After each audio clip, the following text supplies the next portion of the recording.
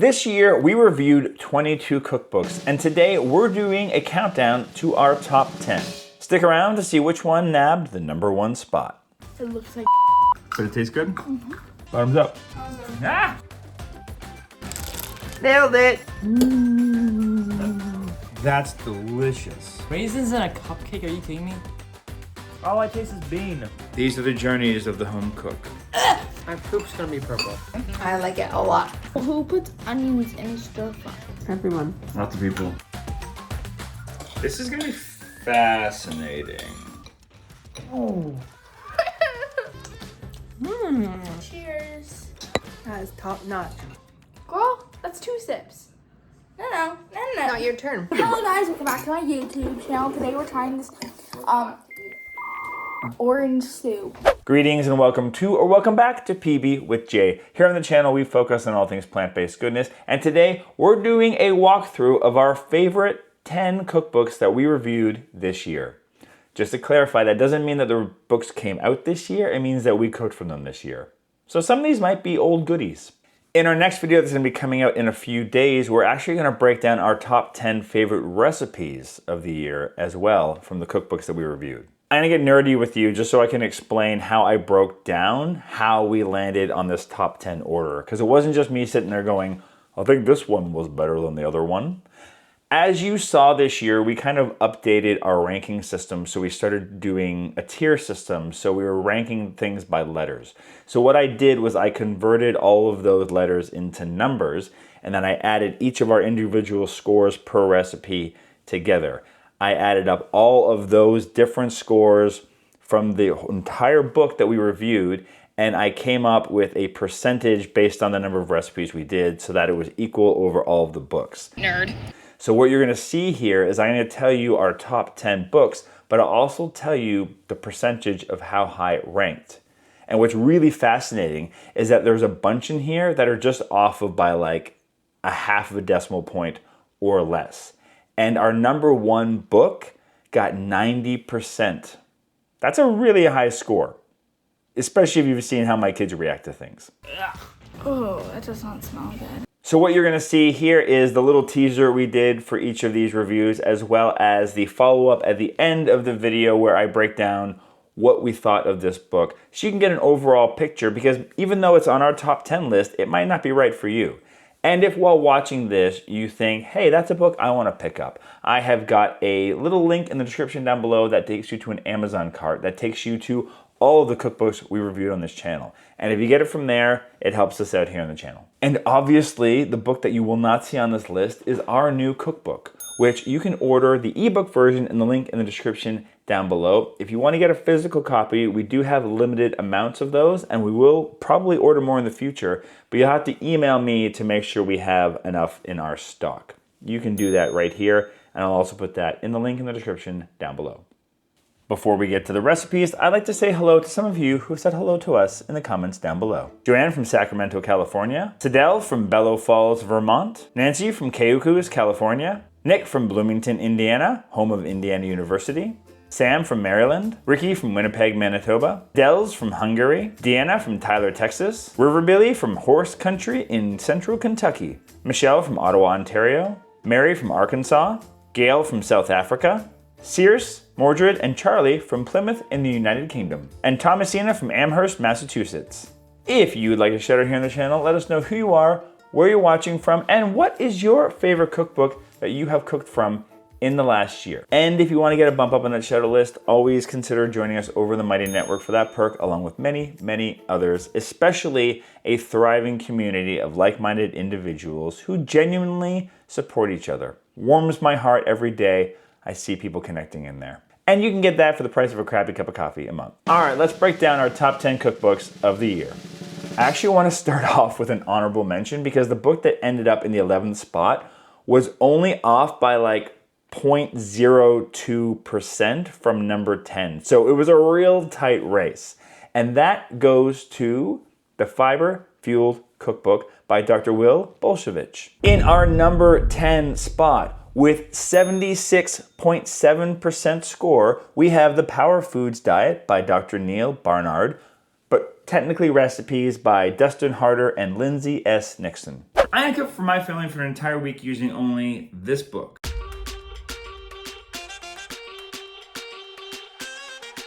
Stick around to see what we think. Bottoms up. It's really, really good. It's very vegetable-y. A bit undercooked. All I taste is bean. This is like a bouquet of flavor. Tastes like toilet cleaner. Got a lot of vegetable in it. I'm into it. It's really good. This might end up being a disaster. Let's find out together. So what did we think of the Power Foods diet? As I mentioned off top, this book is literally half weight loss instructional book full of information and half recipe book.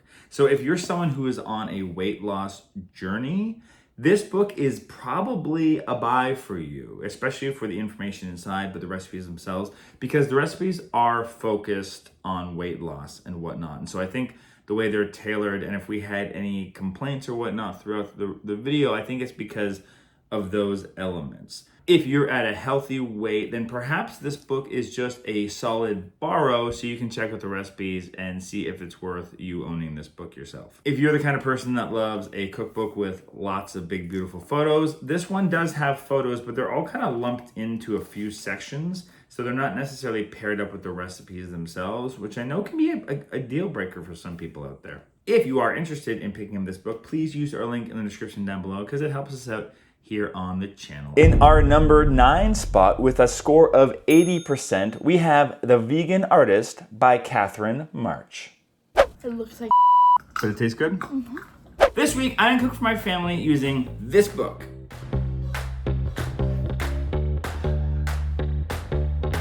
Stick around to see what we think.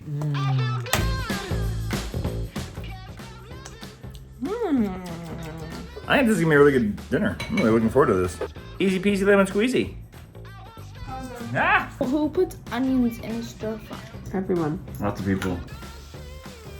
I'm really tasty. It's gonna be something. I apologize in advance. We're changing a recipe. For those that don't like that sort of thing, I don't know, watch something else, I guess. Thanks for joining us for Catherine March's The Vegan Artist. What did we think of this book?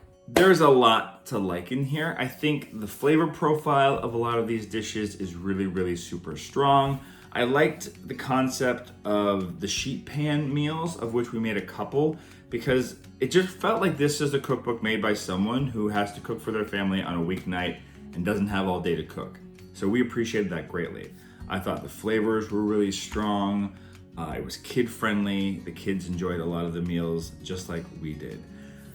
Some of the small minor issues I had with this book is that the instructions didn't feel like they were necessarily group tested.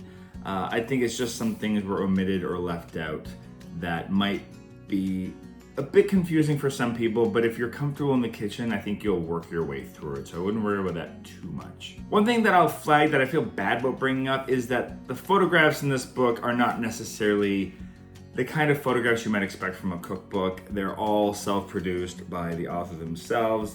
And while the food doesn't look bad, it just doesn't have that like food photography, lighting and whatnot that you might expect from a cookbook. But I think that's a very, very minor gripe. But just in case there's people out there who that is important to. My recommendation is that I think this book is a solid buy, especially for anybody who is starting out eating plant-based or vegan. I think it's really, really great. I don't know if this is the kind of book you can get in your library because it is a smaller released book by Catherine and her people, so it might be the only way to actually get it anyway. And if you are considering buying it, use our link in the description down below because I think Catherine said that's actually the most efficient and cheap way to get it for yourself as well. In our number 8 spot with a score of 80.6, I told you these things get close together here, is Oh She Glows Every Day by Angela Liddon. It's cool to know a book that we haven't cooked with in years. Do we still like the recipes we thought we liked back then? I'm gonna cook for my family for an entire week using only this cookbook.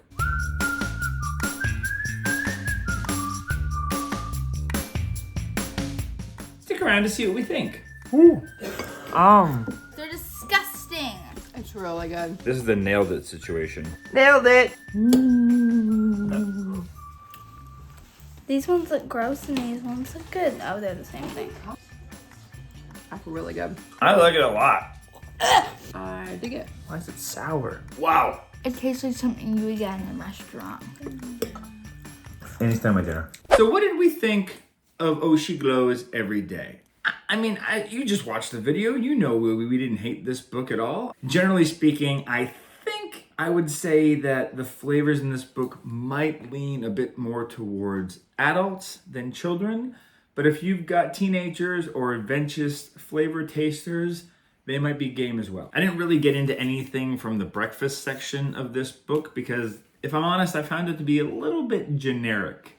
So if you're used to eating this way or have a bunch of other cookbooks, you probably won't find anything in here that you haven't already seen in other places. That said, this is a very solid book, and there's a lot of things in here that are probably gonna become staples in our house, like those crackers. In fact, I got one right here, and I'm just gonna munch on it.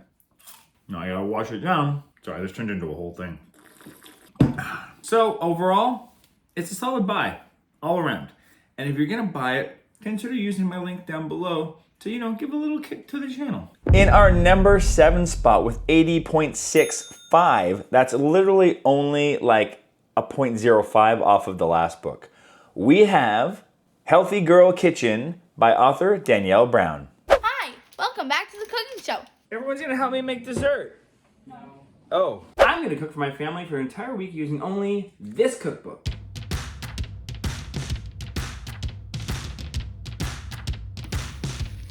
Stick around to see what we think. I like this a lot. Dunkaroos-dee-doo. Woo! It's spicier. Woo! It doesn't look that impressive. It's got a really nice flavor. This is not for me. Oh my god, I just had like an experience. It's okay. Wow. Really good. Oh. It'll keep you regular. It's weird. It's really tasty. Quite sweet. Yeah, they're good. I think this is a winner with us. I like it. Nope. So what were our final thoughts on Healthy Girl Kitchen? Generally speaking, I think we liked all the recipes that we tried, and they were pretty easy to make. So I think this is a really, really great book for beginners. I personally didn't find it really challenged me in the sense of creating recipes I hadn't thought of before. Not counting the Butterfingers, because I'm gonna make those again. Those were next level awesome. I think for people that are used to eating plant-based and have been doing it for a while and already have a stable of cookbooks, you might find a fair amount of repeats in here. So for those people, I would say this is probably a decent borrow from the library. And if you're new to plant-based cooking and you're just looking for a nice, easy book to get you into it with some inventive things in there, this one's a buy. In our number 6 spot with a score of 81%, one of our more recent cookbooks we reviewed, I Love You by Pamela Anderson. A cup of powdered sugar. It's Yeah. the recipe review, Dad. Can't change the recipe. You haven't watched our show, have you? Change the recipe all the time. I barely follow them most of the time. I'm gonna cook for my family using only this book.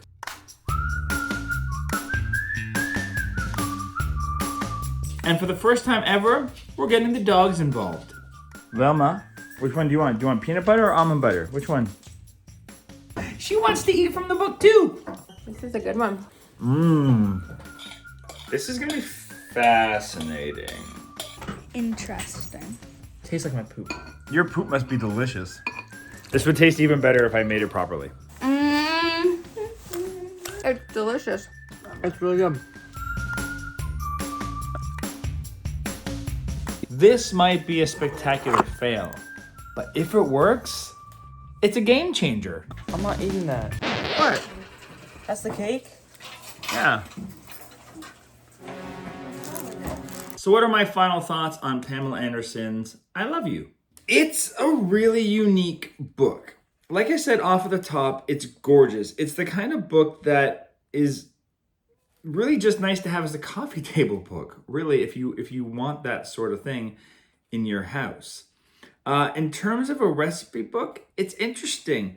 It really does feel more like it's an art project than it is a cookbook in some ways. When I was first going through this book and doing my initial pass where I start to like weed down the recipes that I think I'd be interested in making or that I might think my family would be interested in trying, I didn't pick a lot. I maybe only picked a few more than the ones I actually made. Just because going through this, I just didn't think this was gonna be full of recipes that I thought my family was gonna be super into. Like a shaved fennel and apple salad with fried capers and dill. Fennel I like, capers, no, not so much.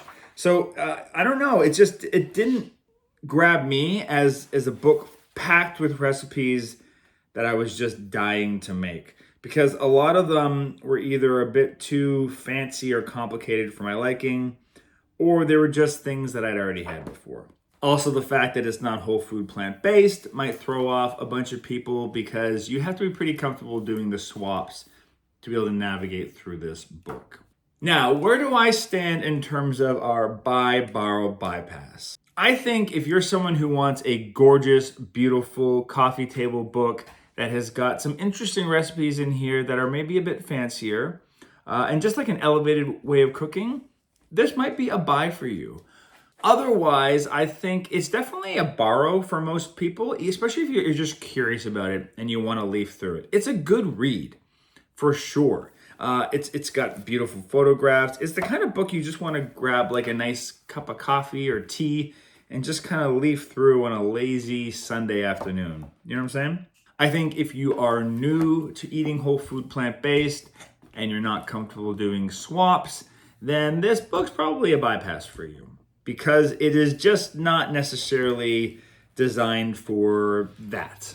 It's designed for people who are vegan and maybe a bit fancy. I don't know. Maybe it's not that fancy. Let me know in the comments down below if you picked up this book and what your thoughts are on it because I'm kind of torn all over the place. I will say though that these doggy biscuits were a game changer. Hey Velma. Oh, she just lost her mind. Come here, come on. Oh, she loves these things. Sit. Good girl. We'll save the rest for our walk later, okay? So, if nothing else, I will be making those biscuits for forever, and I'll probably be doing some variations on this recipe. It's really, really simple. I want to try it with sweet potato and whatnot. If you're interested in us doing a deeper dive on plant-based and pets and whatnot, let us know in the comments down below because that's a video that I think would be interesting for a lot of people. Just interrupting this top 10 list really quickly to let you know about something that is happening again right now, the Bold Bundle. If you're new to this channel, the Bold Bundle is a new version of the Thrive Bundle that we have showed in the past. It is a collection that is packed full of various ebooks, courses, guides, workout plans. It has an estimated value of around $4,500 if you were to buy all of the ebooks together, but they are offering it for a discount price of $50, but only between January 25th, scratch that, December 25th, and January 4th. So don't sleep on it, otherwise the price goes up significantly. Link in the description down below, or you can get it right here. All right, back to the top 10. In our number 5 spot with a score of 82% comes Big Vegan Flavor by author Nisha Vora. Oh, I like that. It's a black bean brownie. No, it's not. No, no. This week, I am cooking for my family using only this book.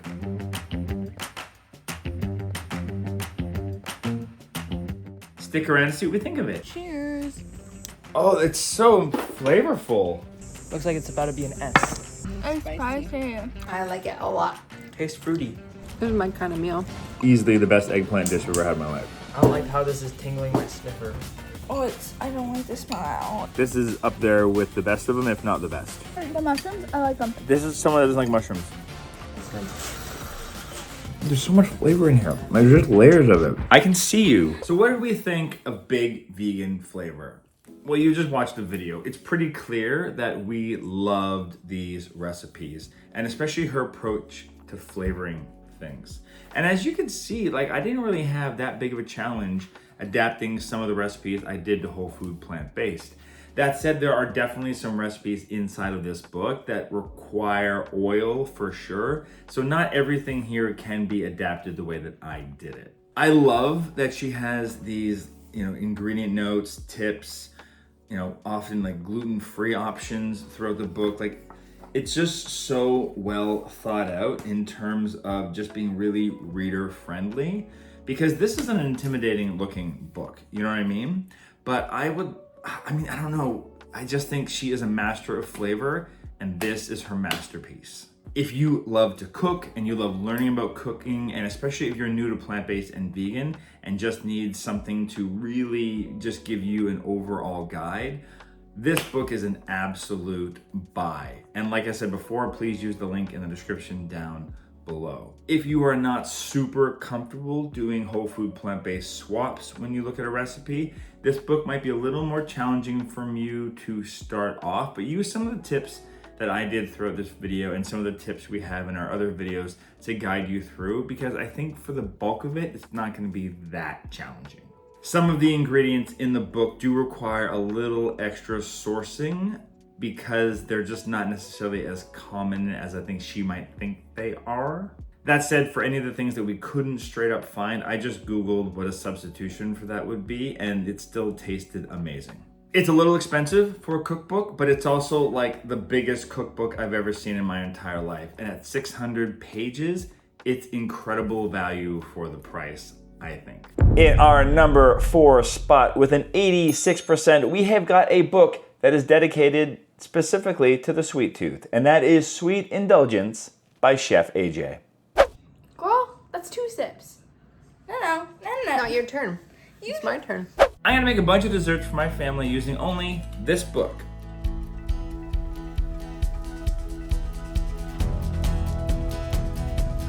Stick around to see what we think. Cheers. That's really good. Oh wow. Raisins in a cupcake? Are you kidding me? That's really good.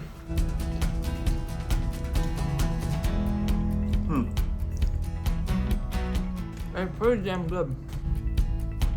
Is that sweet? That's fantastic for a healthy dessert. You have some food on your lens.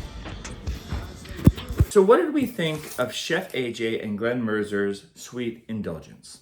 I don't know about you, but I got a sweet tooth. The one thing I knew that when I went whole food plant-based was that I was not gonna stop eating lovely, delicious treats. I just wanted to make them in a healthier way. And this book has that in spades. Like I mentioned off the top of this video, this thing is just full to the brim with all these different recipes and recipe ideas. I think if you are someone who is completely ingrained in whole food plant-based cooking, this book is going to be a breath of fresh air for you, because you can just jump in and make things as you will. You're gonna love the flavors. It's gonna be just, you're gonna have a great time with it. If you are new to this way of eating and you're getting used to, flavors that aren't necessarily as ridiculously sweet, this book might take a little bit to get you kind of warmed up into it. What's really cool is that there's actually a sweetness chart on every single recipe that is denoted by 3 different strawberries. So 1 strawberry is just a little sweet and 3 strawberries is very sweet. Which I think is great, because I know there's a lot of people out there that just don't want something too sweet. So you can even just flip through and figure it out by that. She also has other little headings like semi-decadent and low fat, rich and decadent. The book's just full of information. So look, maybe I'm a little biased because I'm a big fan of Chef AJ and I like Glenn as well. This book, I just think it's a no-brainer buy. It might be the last recipe book you need in your kitchen. It's packed with delights. If you've got kids in your family, they might not be as super excited about some of the recipes as you are, but I think you can also tailor and tweak them to their tastes as well. Although maybe just encourage them to adjust their taste buds to be a little bit healthier. The book does exactly what it says. It's guilt-free treats sweetened naturally with fruit. Come on, people. In our number 3 spot with a score of 87%, we have the second book in the Plant You series, Scrappy Cooking by Carly Bedrug. Hello guys, welcome back to my YouTube channel. Today we're trying this orange soup. I'm gonna cook for my family for an entire week using only this book.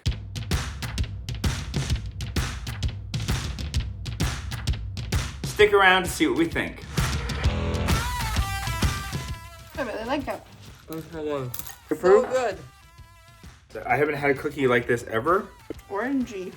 The sauce would be taste better if it didn't have beets in it. It's literally, that's like half the sauce. My poop's gonna be purple. That's really good. It's got nice flavor. Don't eat this when you're going out with someone you love. Very like.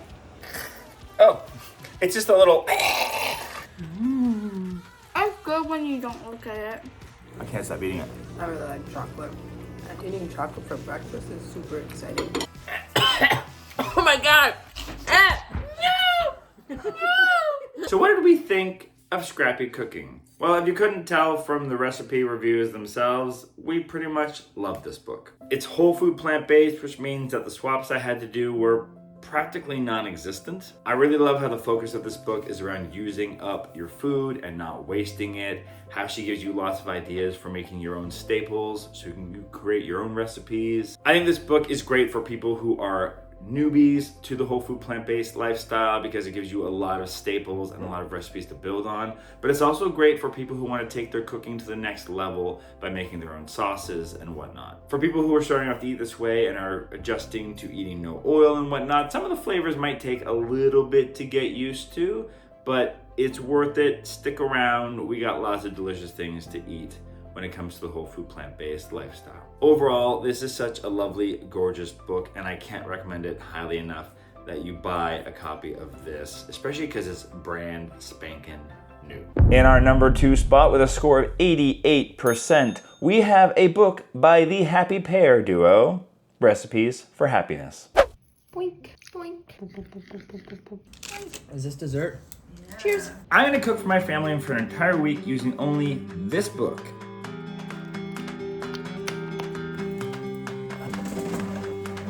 Stick around to see how I totally wreck one of their recipes and then what I do to try to fix it. Yeah, it's very crumbly, eh? I really like it. It's crispy, chocolatey, It's good, but like, I feel like I'm gonna have bad breath after this. lots of flavor.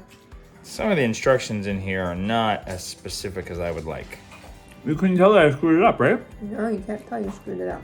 These are the journeys of the home cook. I like it simple. Take a bite. That's really good. Very tasty. That's delicious. You don't want to in your wasabi. So what are our final thoughts on the Happy Pear Recipes for Happiness? Here's the thing. It's no shock that these guys have a very successful YouTube channel. They're on their 3rd book. These guys know their way around a recipe. And what I really liked about this book was that they had an overall focus on recipes that just make you happy, like comfort food goodness. Now, because of that, there might be quite a few recipes in here that you already have versions of yourself. Doesn't mean you might not want to try theirs out, but I would just say it might not be the most unique cookbook in that sense. It might not be the most groundbreaking. That said, the recipes, the flavors inside of it are very super solid. Now, they are an Irish duo of brotherly cooks. That's a thing, brotherly cooks. So everything in here is in weight. So if you don't have like a home scale, this book's gonna be hard to cook from for you. Also, as I flagged in the video, there were some things where like the brownie pan, they didn't mention the size of it. That's the kind of thing that if you're not an experienced cook could potentially throw you off, so keep that in mind as well. I would say if you're a big fan of the Happy Pear and you love being in the kitchen and you know your way around it, this book is very likely a buy. If you're new to this way of eating and measuring and whatnot is maybe a little scary for you, consider borrowing it first and previewing it for those purposes. And if you are considering getting a copy of this book, please use our link in the description down below because it helps us out here on the channel. And in our number 1 spot with a score of 90%, this is someone whose book really surprised me by how much we like it. And she is someone we have interviewed here on the channel as well. And that is Karina Inkster's book, The Vegan Athlete. That's like nail polish. Is that the soup? No, Nail polish soup. Yes, nail polish soup. You didn't want nail polish soup? I'm gonna cook for my family for an entire week using only this cookbook.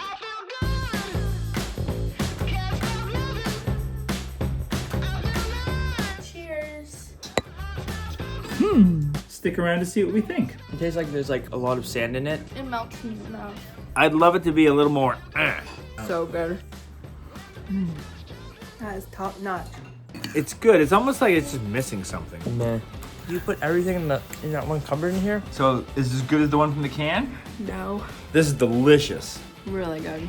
It's a B plus to an A because it's got potential. Love it. Oh, look at the water. Your mom's not around today. It's your job. Ah! What did we think of Karina Inkster's The Vegan Athlete? Look, here's the thing. If you're looking to get healthy and you want a whole truckload of information and some really simple, great recipes, this book, it's just a buy. It just is. It is loaded with so much information I haven't seen in other cookbooks. And it's also just got an arsenal of really tasty and simple recipes. If you are a little more comfortable in the kitchen and nuanced and have a whole bunch of other plant-based and vegan cookbooks and aren't necessarily interested in the athletic aspect, then it's a solid borrow just to see if there's any recipes in here that you might like or if there's any physical athletic things that you might want to consider. If you are interested in picking this book up, it's in the description down below. Getting it there helps both Karina and it helps our channel. I hope you enjoyed this deep dive into our favorite cookbooks of the year. If you did enjoy it, please hit that like button to let YouTube know to share it with other people. If you want to pick up any of these books, check out that Amazon link in the description down below. Obviously, consider checking out our book, also information in the link down below. And stick around because this weekend, when I say stick around, I mean, come back in a couple of days. We're going to be doing our top 10 recipes of the year. And what's really, really fun about that is that some of the recipes that we picked weren't even in this top 10 cookbook list. So you're going to get recommendations, for even more cookbooks. How fun is that? Subscribe if you haven't done so already. Hit that like button to let YouTube know to share this with other people. And since you're still here, why not? It's just sitting there. I don't know what it is, but YouTube does. And they picked it for you because they love you. I don't know if that's true. Of course they do. They love that you're on the platform. So do I. Hi.